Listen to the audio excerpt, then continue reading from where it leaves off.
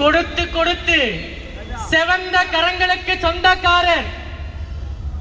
வாழ்ந்தாலும் மறைந்தாலும் பேர் சொல்ல வேண்டும், இவர் போல யார் என்று ஊர் சொல்ல வேண்டும் என்ற வரிகளுக்கு இணங்க வாழ்ந்து மறைந்த பொன்மனச்செம்மல் புரட்சி தலைவர் எம்ஜிஆர் அவர்களை வணங்கி, மக்களால் நான் மக்களுக்காகவே நான் என்று ஒப்பற்ற பணியை தமிழ்நாட்டிற்காக செய்து மாய்ந்த இதே தெய்வம் புரட்சி தலைவி அம்மா அவர்களை வணங்கி, என்னை மாறி இளைஞர்களை எல்லாம் தோள் தட்டி வளர்த்துக் கொண்டிருக்கும் கழகத்தின் இதயமாக திகழ்ந்து கொண்டிருக்கும் கொங்கு நாடு பெற்றெடுத்த முத்து அவர்தான் தமிழ்நாட்டின் சொத்து.